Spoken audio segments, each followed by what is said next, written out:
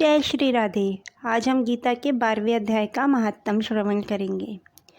भगवान ने इस अध्याय में अर्जुन को बताया है कि मुझे प्राप्त करने का सर्वोत्तम और सरल तरीका है भक्ति। महादेव पार्वती जी से कहते हैं, पार्वती, दक्षिण दिशा में कोल्हापुर नामक एक नगर है जो सब प्रकार के सुखों का आधार, सिद्ध महात्माओं का निवास स्थान तथा सिद्धि प्राप्ति का क्षेत्र है। वह पराशक्ति भगवती लक्ष्मी का प्रधान पीठ है। संपूर्ण देवता उसका सेवन करते हैं। वह पुराण प्रसिद्ध तीर्थ, भोग एवं मोक्ष प्रदान करने वाला है। वहाँ करोड़ों तीर्थ और शिवलिंग हैं। रुद्र गया भी वहीं है। वह विशाल नगर लोगों में बहुत विख्यात है। एक दिन कोई युवक पुरुष उस नगर में आया। वह कहीं का राजकुमार था। उसके शरीर का रंग गोरा, नेत्र सुंदर, ग्रीवा शंख के समान, भुजाएं बड़ी बड़ी थीं। देखने में काफ़ी अच्छा दिखता था। नगर में प्रवेश करके सब और महलों की शोभा निहारता हुआ वह देवेश्वरी महालक्ष्मी के दर्शनार्थ उत्कंठित हो मणिकंठ तीर्थ में गया और वहाँ उसने अपने पितरों का तर्पण किया। फिर महामाया महालक्ष्मी जी को प्रणाम करके भक्ति पूर्वक स्तवन करना आरंभ किया। अब जो राजकुमार स्तुति कर रहा है महालक्ष्मी जी की, आप लोग ध्यान से सुनिए और अपने मन में श्रद्धा लाकर इस स्तुति को सुनिए और श्रद्धा भाव से अपने को ही इमेजिन करके ये महालक्ष्मी जी को स्तुति अर्पण कीजिए। राजकुमार बोला, जिसके हृदय में असीम दया भरी हुई है, जो समस्त कामनाओं को देती तथा अपने कटाक्ष मात्र से सारे जगत की सृष्टि, पालन और संहार करती है, उस जगन माता महालक्ष्मी की जय हो।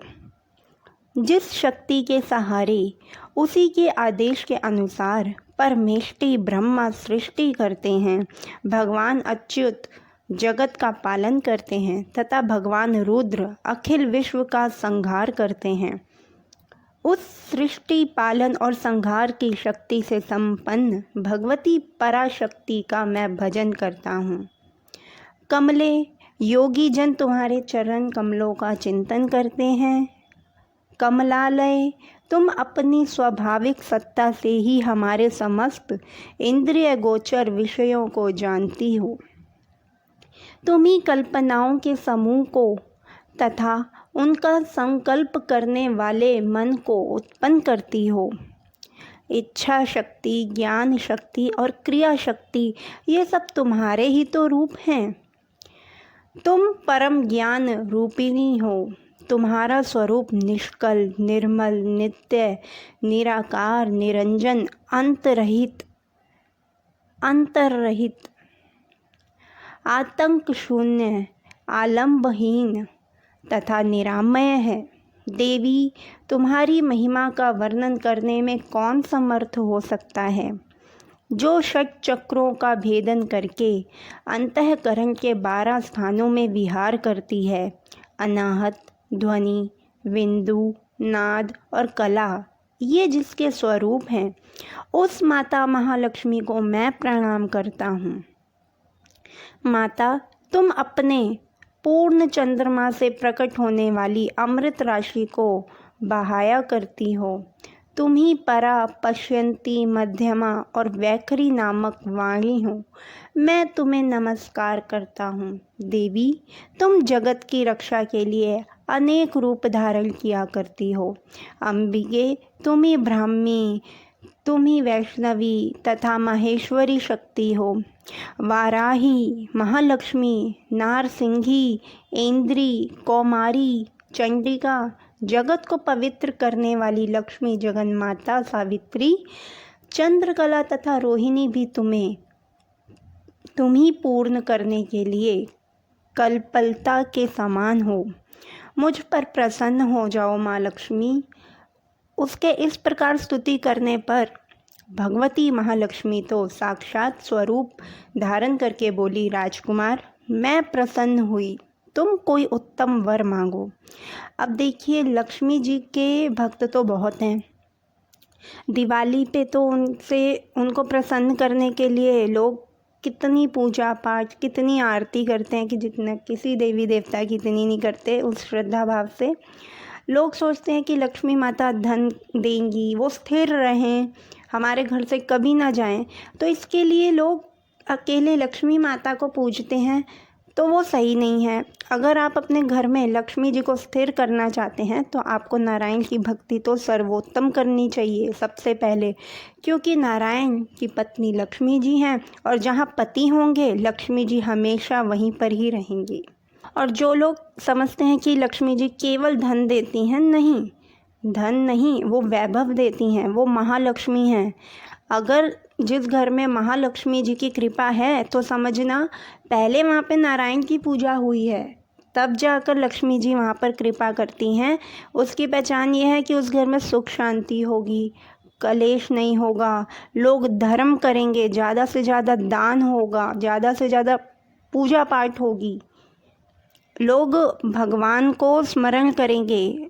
धन तो कई लोगों के पास है, कई लोग तो मांस मदिरा में वो धन खर्च करते हैं, जुए में हार जाते हैं, तो वो क्या है, वो कुछ भी नहीं है, उनकी सद्गति नहीं हो सकती। आइए आगे कथा सुनते हैं। राजपुत्र बोला, माँ, मेरे पिता राजा बृहद्रथ अश्वमेघ यज्ञ का अनुष्ठान कर रहे थे। वे दैव योग से रोगग्रस्त होकर स्वर्गगामी हो गए हैं। उनकी इच्छा थी कि वो अश्वमेध यज्ञ करें और इंद्र का सिंहासन प्राप्त करें। तो इसी बीच में यूप में बंधे हुए मेरे यज्ञ संबंधी घोड़े समूची पृथ्वी की परिक्रमा करके लौटे ही थे, तो किसी ने रात्रि में उनका बंधन काटकर उन्हें कहीं अन्यत्र पहुंचा दिया है। उनकी खोज में मैंने कुछ लोगों को भेजा है, किंतु वे कहीं भी उनका पता ना पाकर खाली हाथ लौट आए हैं। तब मैं अपने ऋतिज्वों से आज्ञा लेकर तुम्हारी शरण में आया हूँ। माँ देवी, यदि तुम मुझ पर प्रसन्न हो तो मेरे यज्ञ का घोड़ा मुझे मिल जाए, जिससे यज्ञ पूर्ण हो सके, तभी मैं अपने पिता महाराज का ऋण उतार सकूँगा। शरणागतों पर दया करने वाली जगत जननी लक्ष्मी, जिससे मेरा यज्ञ पूर्ण हो, वह उपाय करो। भगवती लक्ष्मी ने कहा, राजकुमार, मेरे मंदिर के दरवाजे पर एक ब्राह्मण रहते हैं जो लोगों में सिद्ध समाधि के नाम से विख्यात हैं। वे मेरी आज्ञा से तुम्हारा सब काम पूरा कर देंगे। अब देखिए, माँ लक्ष्मी भी किन के पास भेज रही है? ब्राह्मण के पास। महालक्ष्मी के इस प्रकार कहने पर राजकुमार उस स्थान पर आए जहाँ सिद्ध समाधि रहते थे। उनके चरणों में प्रणाम करके राजकुमार चुपचाप हाथ जोड़कर खड़े हो गए। तब ब्राह्मण ने कहा, तुम्हें माता लक्ष्मी जी ने यहाँ भेजा है ना? अच्छा देखो, अब मैं तुम्हारा सारा अभीष्ट जानता हूँ, लेकिन मैं चाहता हूँ तुम अपने मुख से कहो। राजकुमार ने सारा वृत्तांत सुना दिया। यों कहकर मंत्रवेता ब्राह्मण सब देवताओं को वहीं खींच लाए। राजकुमार ने देखा, उस समय सब देवता हाथ जोड़कर थर थर कांपते हुए उन ब्राह्मण के आगे उपस्थित हो गए। तब उन श्रेष्ठ ब्राह्मण ने समस्त देवताओं से कहा, देवगण, इस राजकुमार का अश्व जो यज्ञ के लिए निश्चित हो चुका था, रात में देवराज इंद्र चुराकर ले गए थे और उसे कहीं अन्यत्र पहुंचा दिया है, उससे शीघ्र ले आओ। तब देवताओं ने मुनि के कहने से यज्ञ का घोड़ा लाकर दे दिया। इसके बाद उन्होंने उन्हें जाने की आज्ञा दी। देवताओं का आकर्षण देखकर तथा खोए हुए अश्व को पाकर राजकुमार ने मुनि के चरणों में प्रणाम किया और कहा, ऋषि, आपका ये सामर्थ्य आश्चर्यजनक है। आप ही ऐसा कार्य कर सकते हैं, दूसरा कोई नहीं। ब्राह्मण, मेरी प्रार्थना सुनिए।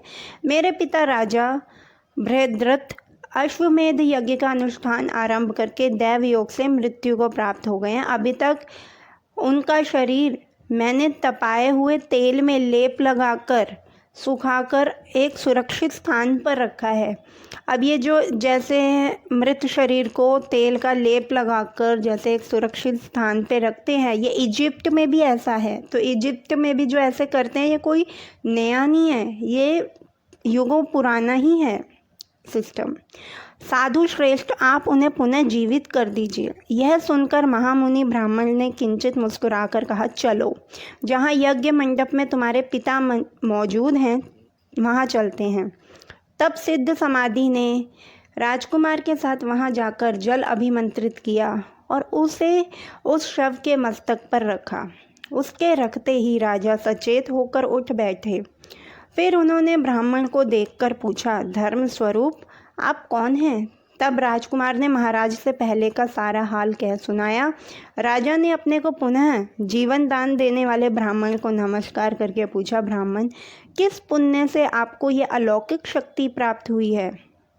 उनके यूँ कहने पर ब्राह्मण ने मधुर वाणी में कहा, राजन, मैं तो अपने नारायण का भक्त हूँ। मैं प्रतिदिन आलस्य रहित होकर गीता के 12वें अध्याय का जप करता हूँ, जो भक्ति योग सिखाता है। उसी से मुझे इतनी शक्ति मिली है, उसी से मैं तत्वज्ञानी हुआ हूँ, उसी से मुझ में सिद्धियाँ आई हैं, जिससे तुम्हें जीवन प्राप्त हुआ है। अब देखिए, गीता के अध्याय नॉर्मल नहीं है। अगर आप गीता के अध्यायों को अच्छे से पढ़ेंगे, अच्छे से उनका सुमिरन करेंगे, तो उसमें सामर्थ्य है कि मनुष्य योनि में भी कोई व्यक्ति है, उसमें देवताओं वाली सिद्धियां आ जाती हैं। अभी भी हमारे देश में ऐसे संत हैं, ऐसे मुनि हैं जिनमें अलौकिक शक्तियां हैं, वे सब कुछ जान जाते हैं। यह सुनकर ब्राह्मणों सहित राजा ने उन ब्रह्म ऋषि से गीता के 12वें अध्याय का अध्ययन किया।